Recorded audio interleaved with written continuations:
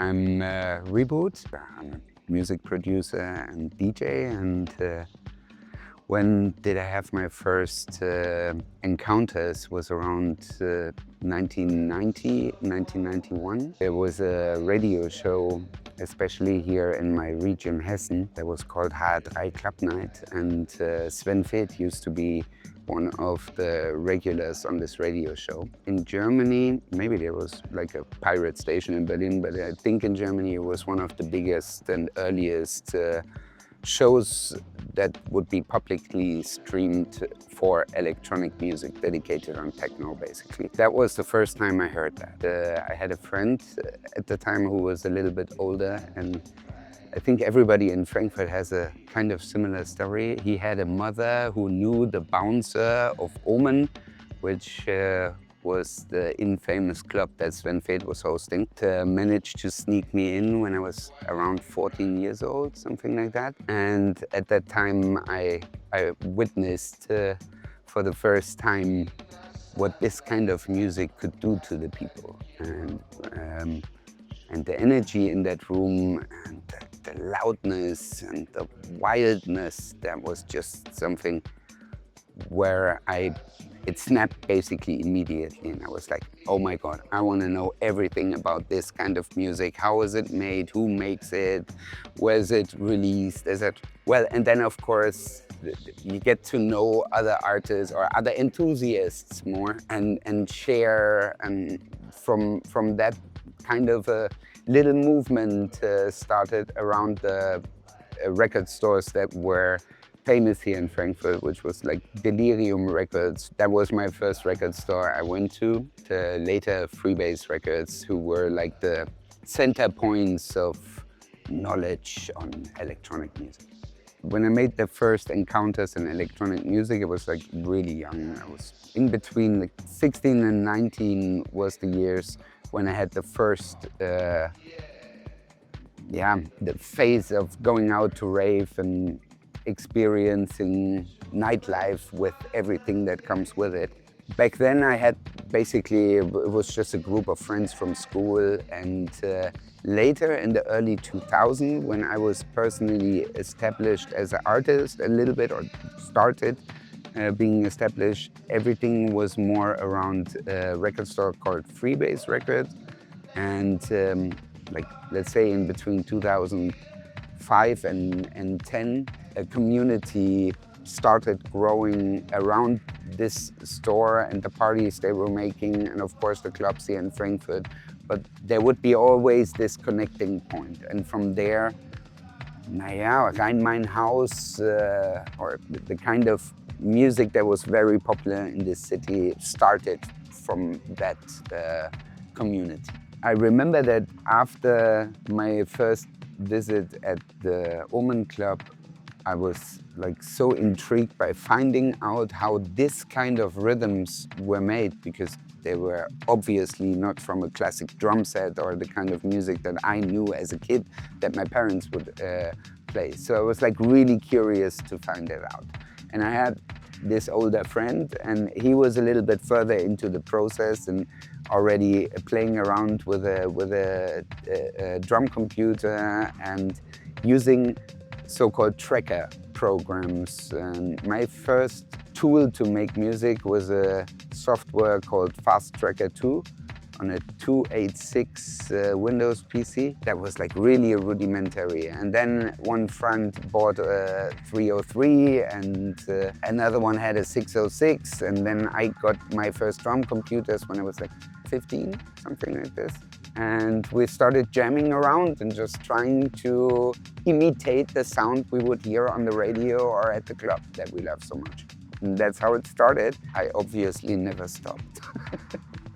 No, this passion lasts. In the 90s, it was like really about just discovering that, and as a hobby. And when I was like 17, of course, I had the dream to become a famous DJ myself. And but reality would be, okay, you finish school and then maybe go for study or make apprenticeship or whatever, like the regular way, because DJing as a job was something either rather exotic or, yeah, not really a renovated thing to do. You know, it's like you could be an artist in terms of a band and play concert or so, but the DJ was just a service for the discotheques, you know, and they would usually play the records that the discotheque would provide them, the club would provide them, and it was, yeah, like a normal job and not that much artistic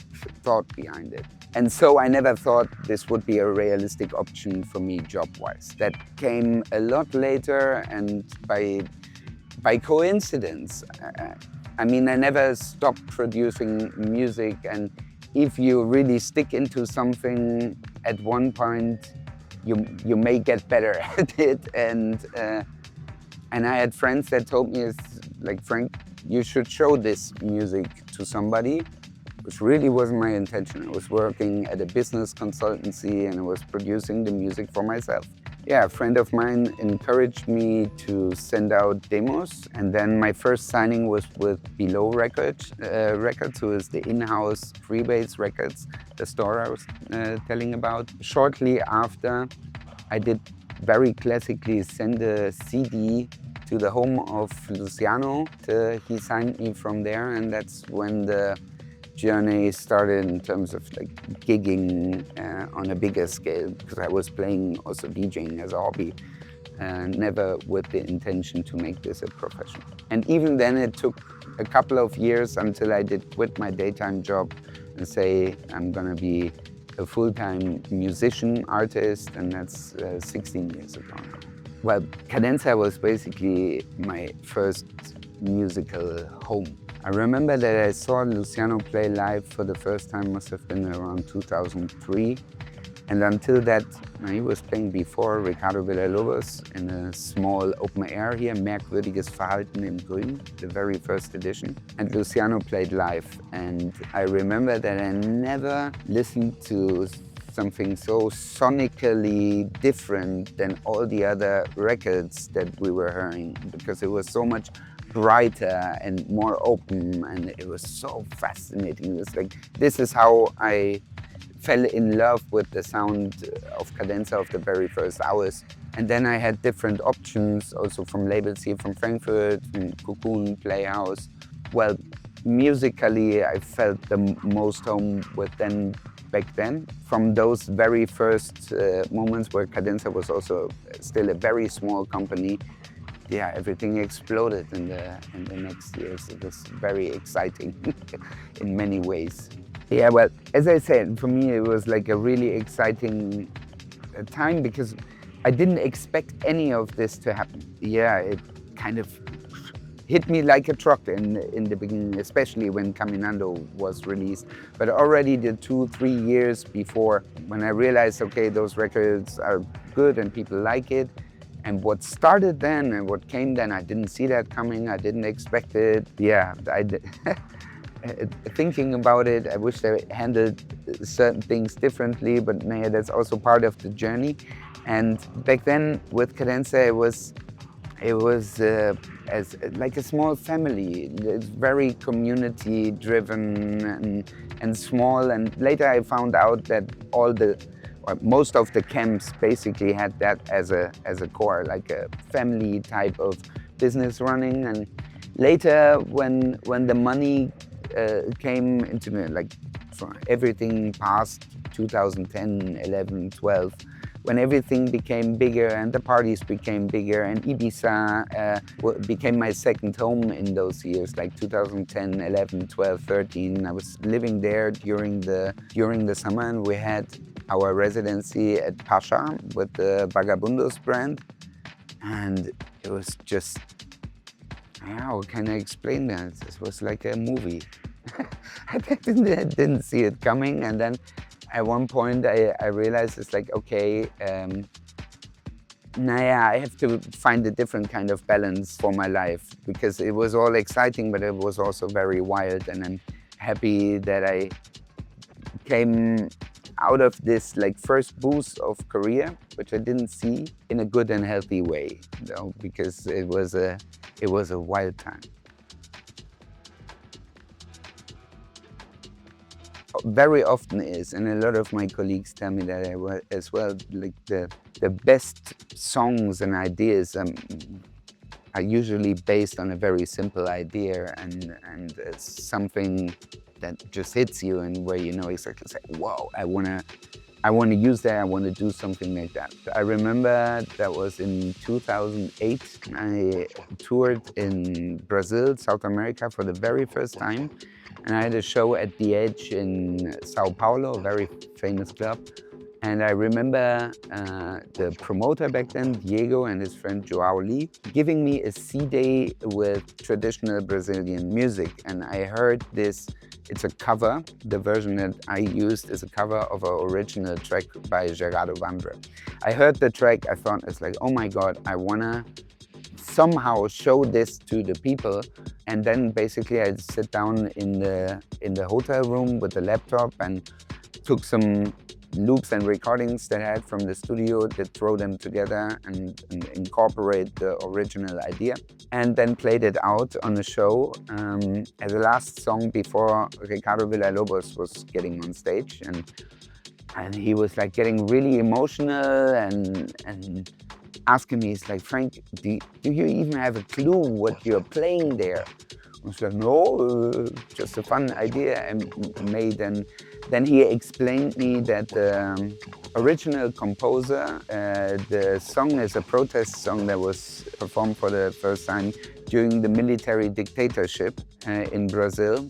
And as far as I know, he got even arrested for performing this song, and it has a very strong meaning to the people in Brazil, which I had absolutely no clue about, honestly. And he said, of course, we have to release this song together. And that's how it came that I released the track with Ricardo. It's, until today, it's vinyl only, never been released digitally, out of respect to the family that doesn't want to do that, and I'm good with it, because this song has basically showed me the whole world and gave me the opportunity to travel and to play the most amazing places. So I'm forever thankful for the opportunity that I had afterwards. Yeah, it's gonna remain a special song for my life always, for sure.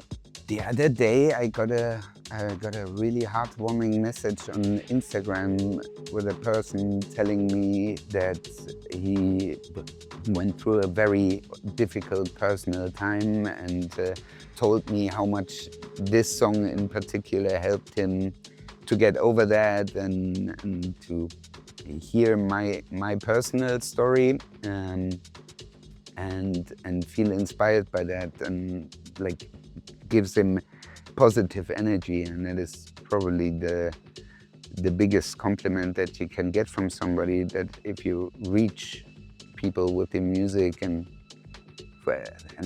in the best case have a positive influence on them. Would have never thought that this track had such an impact on anything, and especially on my own life, of course. But yeah, it went viral and changed my life completely. And there's a lot of people telling me that they have beautiful memories with this song, and that it's giving them a good energy, and that is wonderful for me, of course. That's the whole thing why you do something like this. You wanna reach people and wanna touch their heart in the best case. I was lucky enough to take some good decisions when I made that track by not overdoing certain parts and staying respectful to the original and not adding any snare rolls or risers or winds or and just staying respectful to the original and only giving it how do you say, a vehicle to be played at our kind of events. That was the only purpose, because I loved the original so much, made me cry when I heard it for the first time. I thought it's like, people need to listen to that. And so I tried to find a way how to incorporate it into my set. That was the whole idea behind it. Every time like surprised and a little bit like how this song is still relevant today somehow. Of course, it's not charting or whatever, but still there is huge artists playing that. I'm getting remix requests for it. You don't need to ask, I don't have the rights. All the time until now, and yeah, it's beautiful that it's overlasting the time. So, you know, I didn't have any guidelines about how to build up an artistic career in a professional way. I didn't know that, and I had some role models that I looked up to, and yeah, it took me a while, but I found out that maybe not every decision those role models take is the best for me personally, you know? In terms of touring, being successful doesn't necessarily mean that it is a success for you personally, because you might be sacrificing happiness and security and balance, family life, health. It's like traveling is not per se healthy for your body. And if you have thousands and thousands of air miles a year, that's not necessarily healthy. In the time when I didn't have that, and when I didn't have that balance either to myself or the background family with my wife backing me up in every situation, with the kids and the animals that we have that give me a way bigger purpose than being a big shot on stage, you know, which I never wanted to be, and I always had problems with that. And when I started massively touring, like big shows with thousands of people, the anxiety to walk on that stage was extremely high, and I didn't know how to handle those feelings aside from numbing myself before every show. And then you do that for a couple of years, and you might be in the position where you have to re-question your behavior, and that was the case. And then it took me quite a long time to find to myself and find a balance in my life, and then touring started to become something really enjoyable. Yeah. And especially in this time when my career started, between 2008 and 13, I was like living the vida loca. I thought I should ride the wave as long as it's there. And I did that, and I don't regret doing it. When it comes to the job part of being a touring artist, I'm really happy, and I admire to see that the younger generations of DJs are a lot more aware of the risks that are coming with the success. Yeah, people usually don't talk about the downside, which is understandable, because it is entertainment industry is all about pretending to be something that is enjoyable, and that is like the bigger part of it. And sometimes you happen to find people that really are and that are real, but the industry as such, it's entertainment, and it's not about telling the sad stories of I don't know, detoxing in a rehab or so. Nobody wants to hear that. And back then, yes, I had, at least for myself, it felt like a subject I couldn't talk about, and I didn't want to also back then, because I didn't reflect on my behavior. That came later, and yeah, as I say, I'm really happy that the younger generation, at least in a bigger picture, not everyone of course, but in a bigger picture, I see that the kids are a lot more aware of the negative tendencies that can happen to you, like in any other job, but here especially, because it all looks so shiny and happy and party and drinking and yeah. But of course, if you do that as a profession, it's a profession. And yeah, if you're not handling it in a professional way, it's not going to turn out well. No?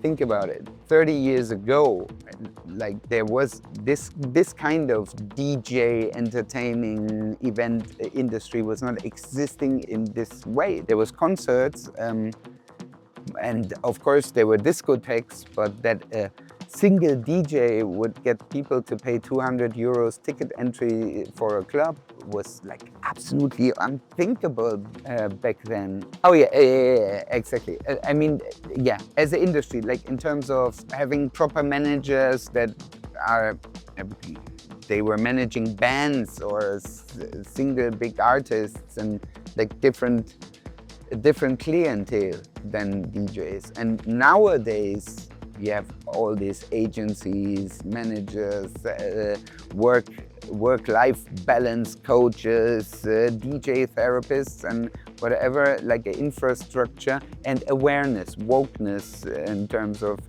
the risks. It's like if you don't sleep for 7, I mean, okay, that should be common sense. But yeah, there is a lot more awareness.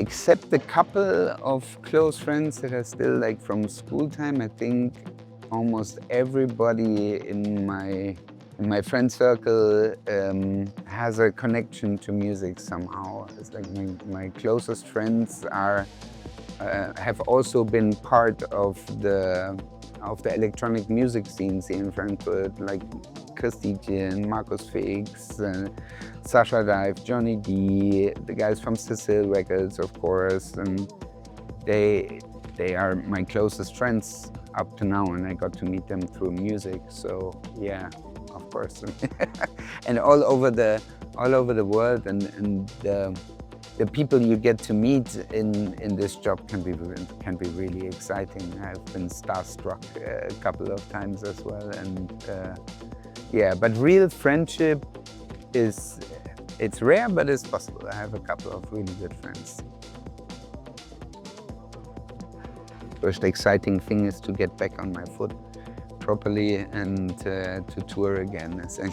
Step by step. At the moment, this is the milestones I'm looking for to be able to tour again, because I had a little accident.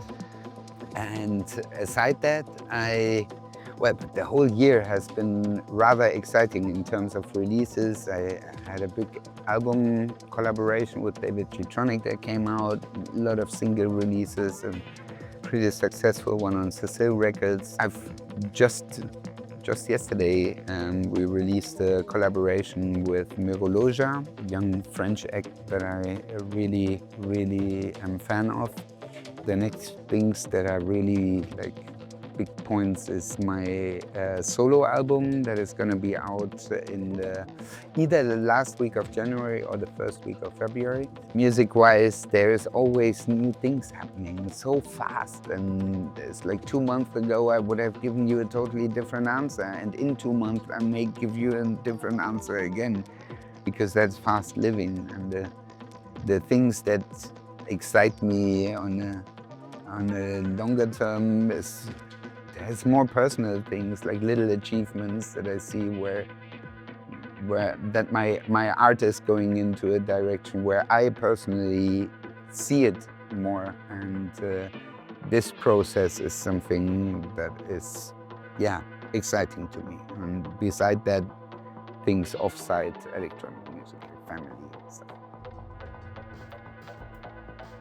As long as I can think, actually, I have a certain sound in my head that I think electronic music should, or my music should sound like.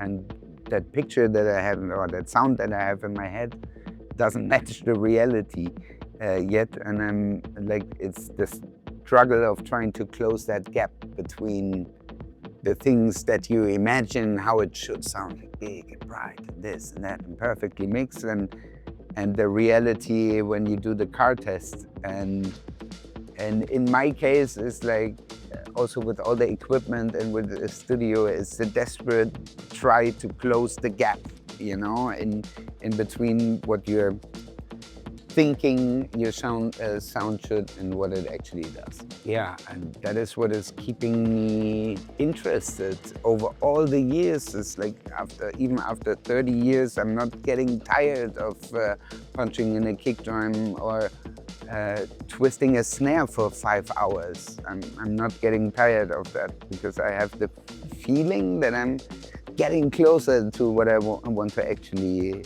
present to the people. And that is what's keeping me doing it. That's the most exciting part for me. First of all, it's like I like a lot of different type of sub-genres, techno, house. One day I would produce electro and the next day ambient, and then the next day I would like to do something more housey or more techno, which I did from the beginning of my career on.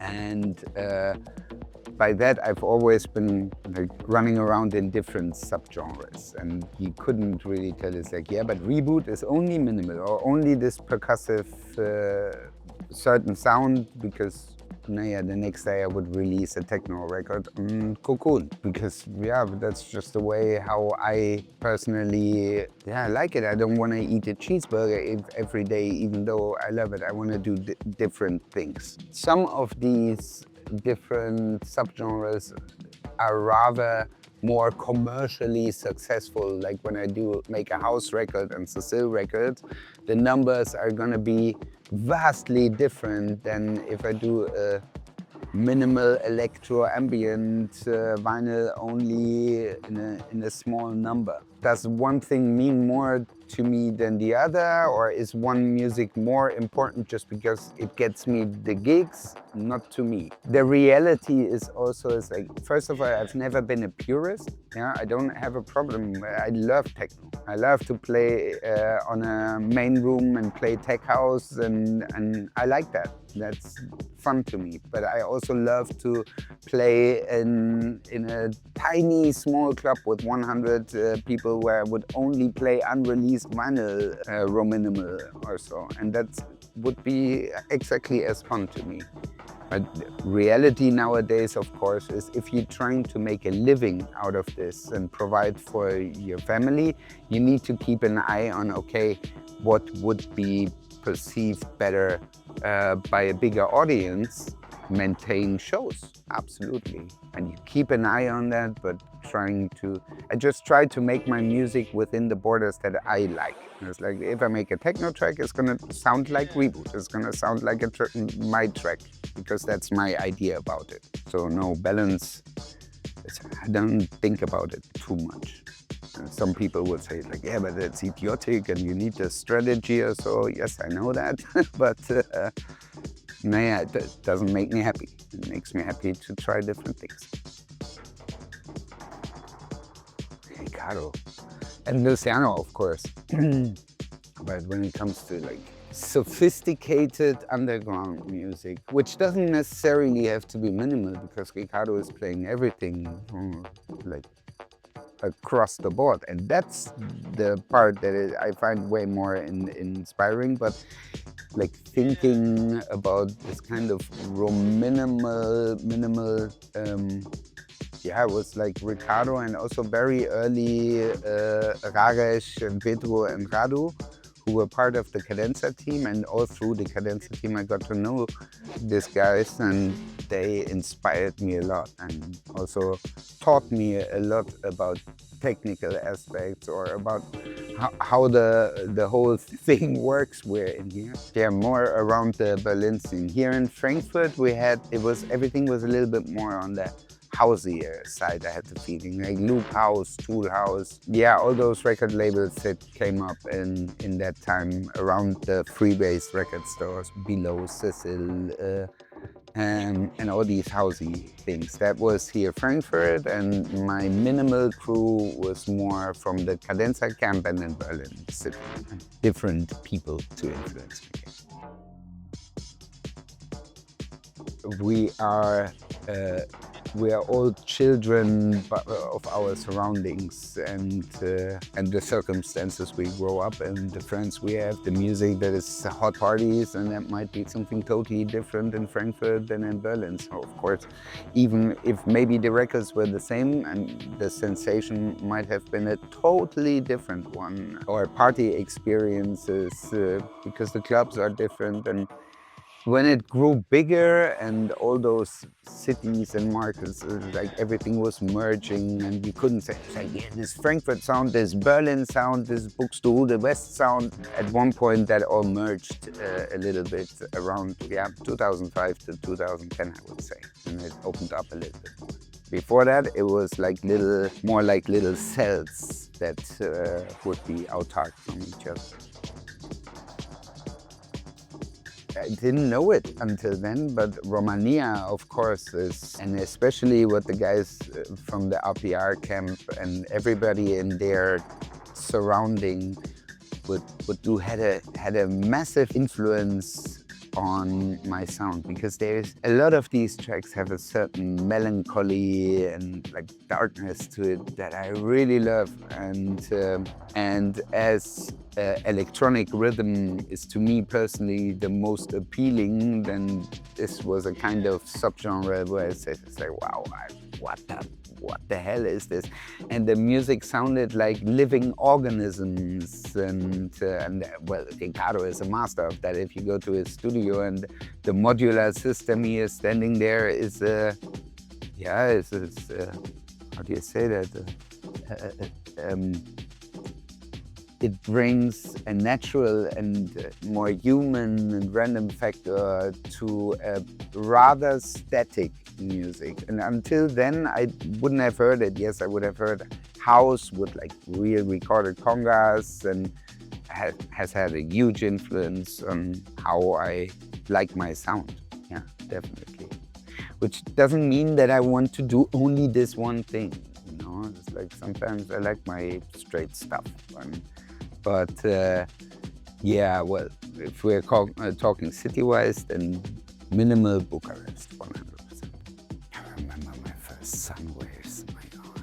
It was also raw and wild, you know, and like it was like the first summer was very improvised, just some tents on the beach, but people completely freaking out and like a drug buzz. And it was just unbelievable. And the people freaking out to this kind of super deep, introverted music and still making a party out of it. And I hadn't seen that in that way before. And that was a moment, definitely. Love to come back there.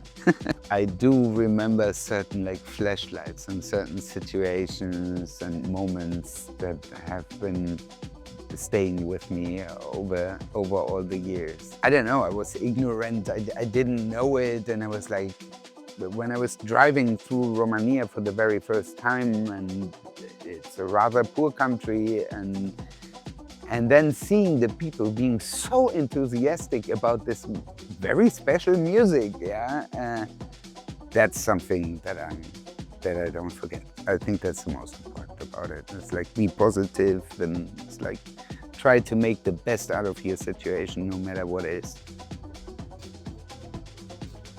I think that there is certain developments that will peak at one time when it comes to, I don't know, also the understanding about being a professional artist and taking that as a life decision and like doing all that, and the nowadays very accessible and easy way how to produce music, which is nothing that I'm like slacking off. So I find that very great, because everybody can try himself out also, but it doesn't mean that everybody should make a profession out of the fact that he can put some splice samples together.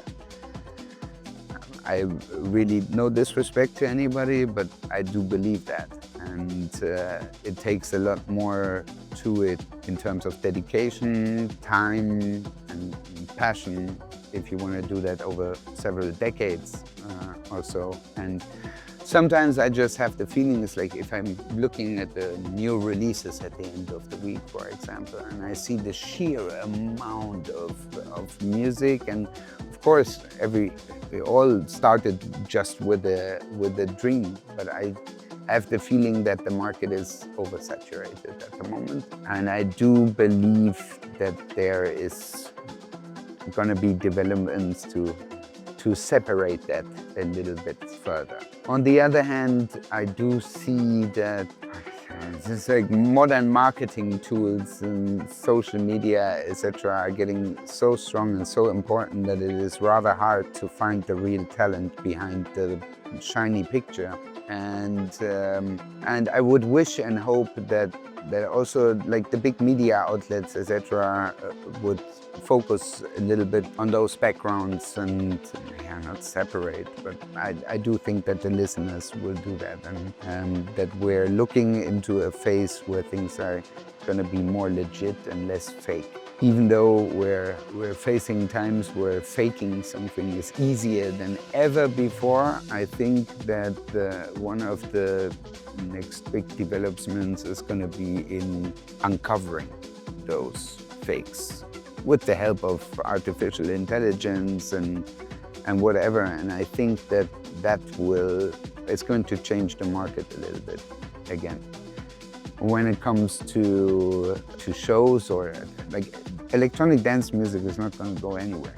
It's here, it's going to be there, it's not going to go anywhere. And of course there's always subgenres coming up or old things getting hip again, which we're seeing every year.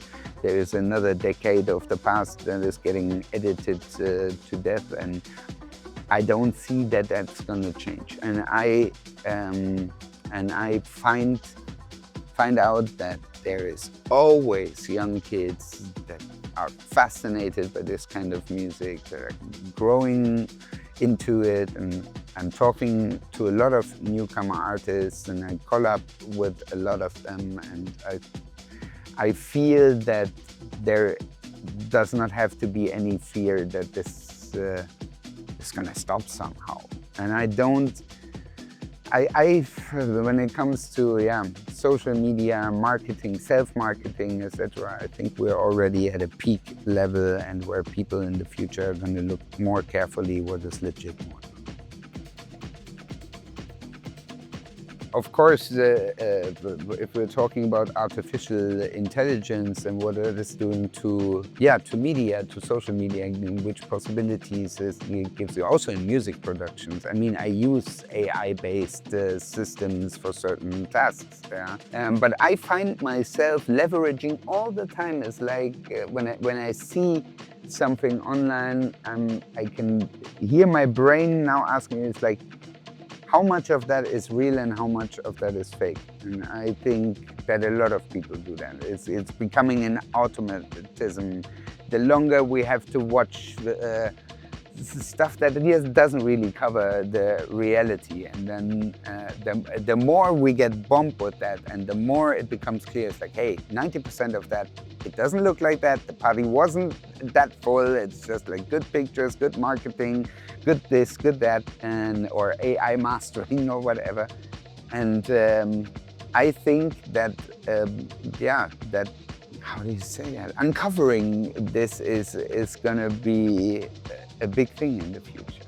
And when it comes to music rights, and I gotta exclude myself for that, things like artificial intelligence or so are gonna be protector of music rights in the future, with a bit of a hustle to come first. But at one point I see artificial intelligence more as a tool that we can use, that we have to handle careful, of course, but I don't see that this is the end of the world.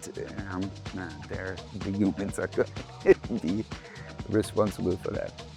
Yeah. Alles, was es in uncool gibt, gibt's auch in cool. When you're coming to edits and sampling, and when you hear what's going on these days, I don't know, it's like a 90s hit parade when you go to a club, or a 2000s hit parade, Furtado a cappella dropping after the next.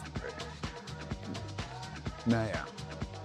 And Arno is the best proof that you can sample Timbaland and still sound cool. Because you know, this is Timbaland edit, I love it, it's really good. I sacrifice certain things that I should do as an artist in terms of content creation, self-marketing and all this stuff that they would expect me to do normally, or that is part of a job, and I'm basically, yeah, first of all, we all do what we do best, and of course I'm challenging myself to get better, like with social media or my Instagram account, how it looks, but that's not my priority. When you want to enter the scene today and it's like build up a good profile, producing music is not as important anymore as other factors can be. And I hope that something happens in that direction to clear the market a bit. If we talk about clubbing, at least in the way I experienced it, it was like a gathering, a get-together to experience something in a very intense way, in a peaceful group of like-minded beings that are connected through the love of this music, and experience this night together, and I don't know, become friends or enemies or whatever, just live, you know, and experience life. And I found that this community, at least where it is like a strong community, is extremely peaceful, open, tolerating, enthusiastic, and different than the communities of other genres that I got to experience here. If I'm talking about hip hop or rock or heavy metal, which is all music that I also like. But this feeling of belonging to a certain movement and belonging to something special that is connecting all of you, and it's like, yeah, you know, and I know, and you know, and that gave us a special, that made it very special and very personal, and to experience that together. And that was the music we all agreed on to be great, you know. Could have been something else, but it was this, and that's how, yeah, that's how I got to love the scene. That's not always the case anymore, and of course you find that out over the years of touring and traveling. A lot of it, I don't know, is, if you're looking at events and stuff, is like the reason is not to create a gathering and put the people together, but to make money. And in the most cases, not everybody of course, but in the most cases that's just a fact. And it's also a fact that a vast majority of our industry, especially when we're talking about the bigger events, is owned by companies that are connected to investment funds like BlackRock and these kind of people. And their interest is not to put people together to have some great experience about music. They don't care. They care about tickets. And of course, you as a DJ, you're always only as good as the amount of tickets you sell.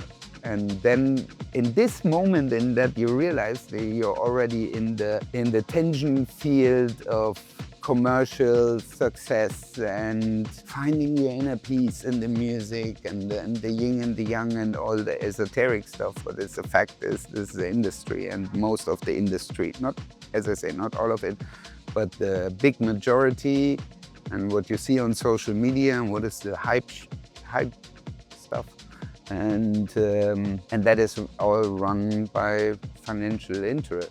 Maybe there is sometimes there is single persons that are really idealistic, but that's not how the industry runs. And so you're always in this tension field between commercial success and artistic vision, trying your best to not sell out your soul and still reach a like or reach your core audience without, yeah, I don't know, having to overdo it. Yeah, this is the shit. I thought that when I was performing live at Creamfields together with Luciano and the rest of the Ether live act, and the bottles started flying because we had like a 10-minute ambient intro and we were performing after Boys Noise on Creamfields Festival, and people didn't understand that. My God, I was so scared. I was like, we were all standing, 5 of us on stage. And yeah, Boys Noise played before and they did their thing, and we started with our live show, and we were placed in the wrong spot on the wrong stage at the wrong time. And we started with our minimal ambient-ish organic intro, and then the bottles started flying. I was like pulling Luciano's arm. I was like, I'm gonna leave stage, I'm gonna leave stage. I was like, you stay the fuck where you are. We gotta pull this through. And we did. But in that moment, I really thought, it's like, oh my God, they're gonna kill me. That was intensive. And works, of course, the other way around. It's like I think that was one of the biggest moments of my career, was at Time Warp in 2010, must have been the 2010 edition, where the whole floor did sit down during Caminando, and that was that was intense. That was really intense. And yeah, well, this summer I had a couple of moments where I feel the same kind of energy coming back, and was, yeah, very fulfilling for me. Like, for example, the shows I played in Ibiza this year or in New York with Paco, they showed me that this energy is still there. But there's like monster moments, definitely. A lot of them are attached to Caminando.